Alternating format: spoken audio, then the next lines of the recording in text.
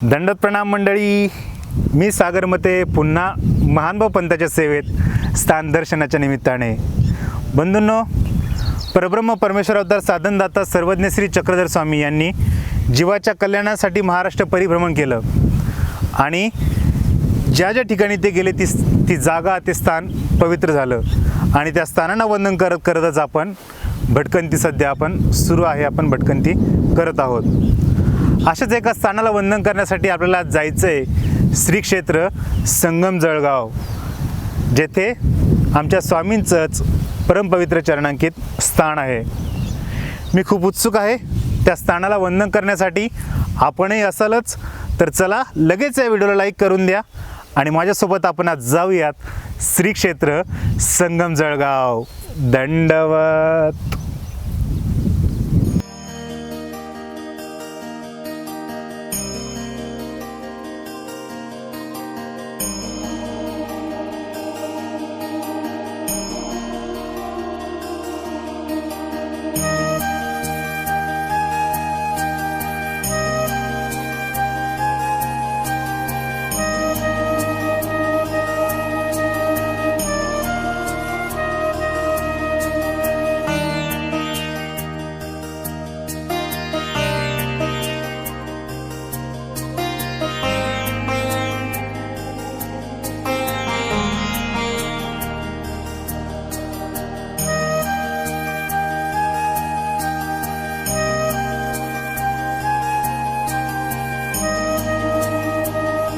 भाविक भक्तगण हो, आपण आता येऊन पोहोचलो आहोत श्री क्षेत्र संगम जळगाव येथील मंदिराच्या जवळ.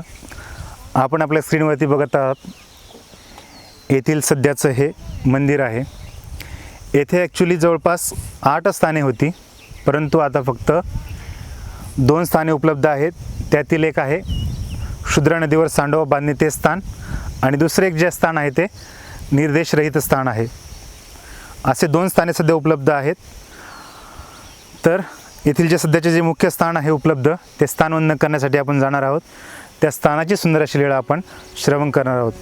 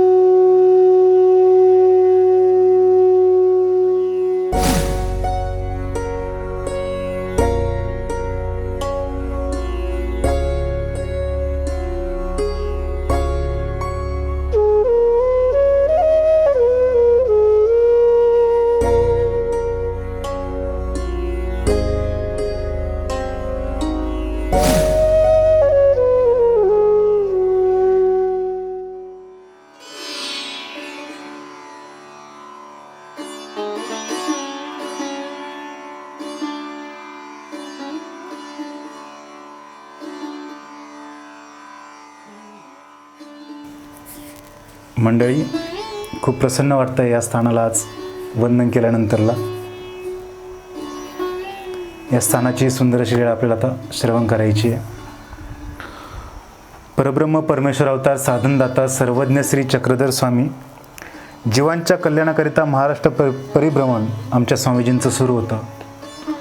पुरी पांढरी, पाप विनाशिनी, मिरगाव आणि मिरगाववरून आमचे स्वामीजी संगम जळगाव म्हणजे या स्थानाच्या ठिकाणी आले. येथील संगमेश्वराच्या मंदिरामध्ये आमच्या स्वामीजींचं जवळपास 5 रात्र मुक्काम होता, वास्तव्य होतं. या काळात इथे अनेकविध लीळा घडल्या, परंतु ते जे स्थानं आहेत ते सध्या उपलब्ध नाहीत. संगमेश्वराच्या मंदिरातील सुद्धा स्थान आता उपलब्ध नाही आहे. अवस्थान स्थान ते आहे, खंत वाटते.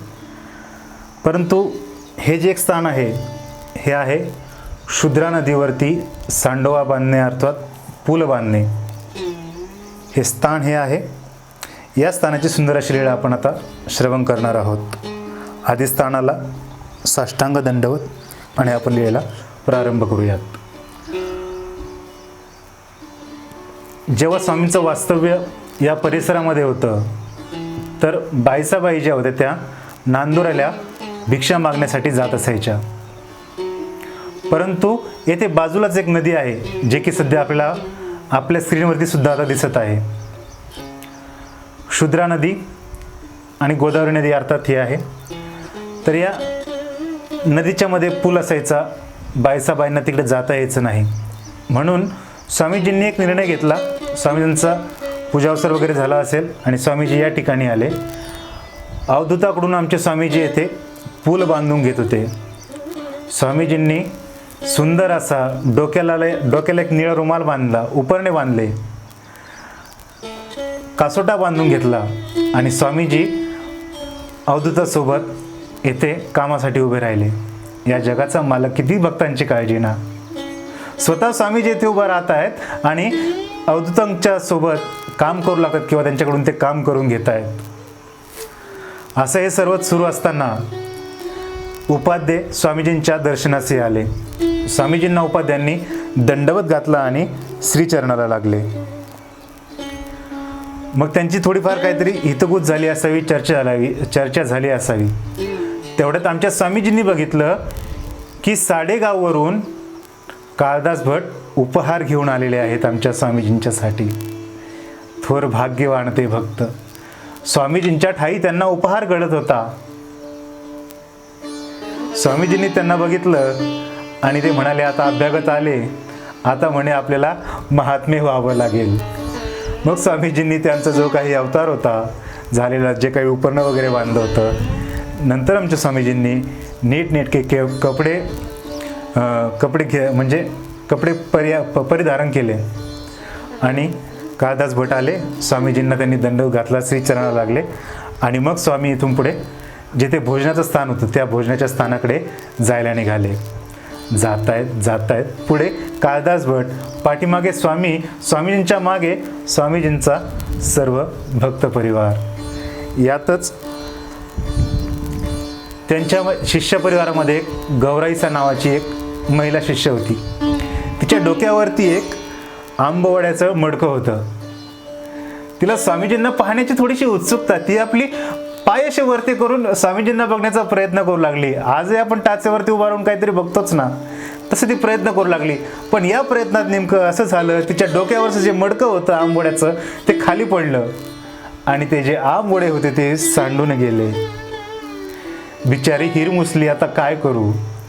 परंतु तिने ते मडके घेतलं व्यवस्थित, त्याला सगळं ते झाकून वगैरे ठेवलं. मग स्वामीजी भोजनता स्थानाकडे आले. तिथे मग स्वामीजींना बरवा पूजा अवसर झाला. मग स्वामीजींना भोजन झालं. भोजन चालू असताना स्वामीजींचं लक्ष गेलं त्या फुटलेल्या मडक्याकडे आणि त्यावरती घातलेल्या कपड्याकडे. स्वामीजी म्हणतात, बाई त्या मडक्यात काय? बायसाबाई म्हणतात, जीजी ते आंबोड्याचं मडकं आहे, गौराईसा अडकळून पडली आणि ते फुटून पडलं देवा, ते खाली सांडलंय, तुम्हाला कसं वाढू देवा? स्वामीजी म्हणतात, आणा, आम्हाला खायचे. किती भाग्यवान भक्त होते, किती भाग्यवान.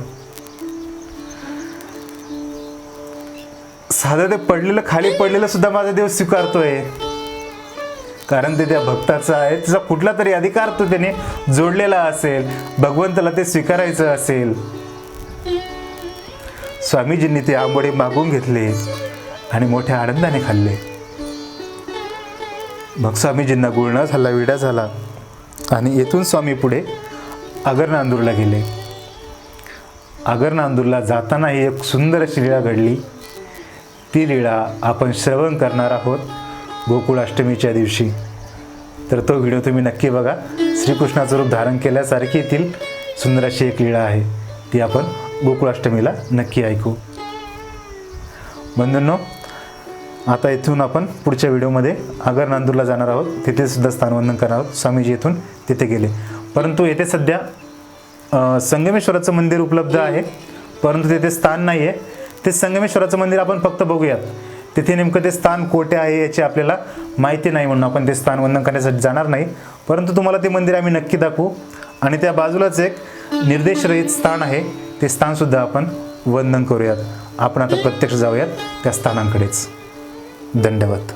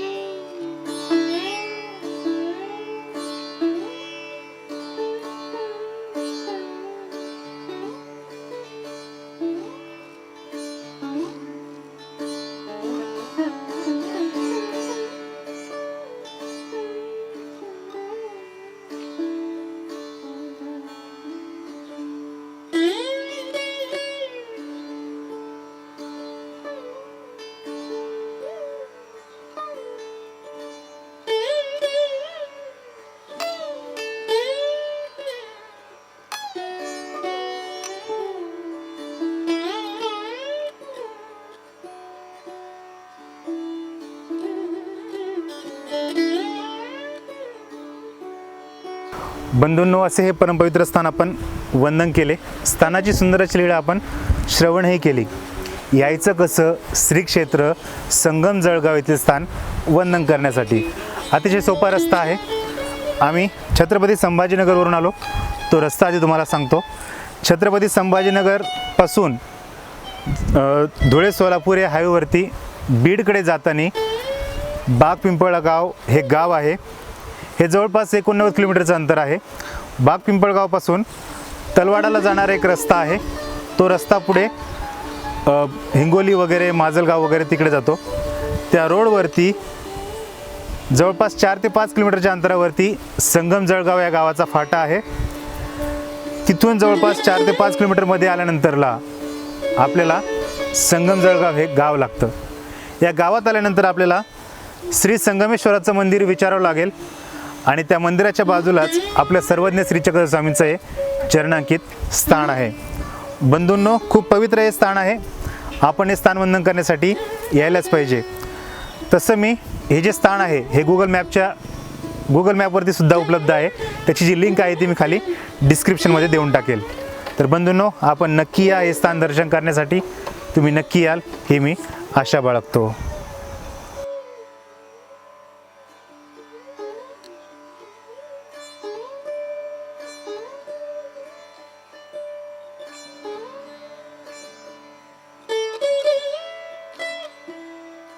कसा वाटला व्हिडिओ? आवडला आहे ना? तर आता एक प्रेमाची गोष्ट, हा जर व्हिडिओ आवडला असेल तर व्हिडिओला लाईक करा, कमेंट करा हा व्हिडिओ कसा वाटला, शेअर करा तुमच्या मित्रपरिवारामध्ये. आणि आपण जर नवीन असाल आमच्या या चॅनलमध्ये, आमच्या परिवारामध्ये, तर लगेच सबस्क्राईब करून घ्या आमच्या या चॅनलला. बंधूंनो, स्थान दर्शनाचे व्हिडिओ आता नियमित सुरू झालेले आहेत. हा आनंद घेण्यासाठी आता सज्ज रहा स्थान दर्शनाचा.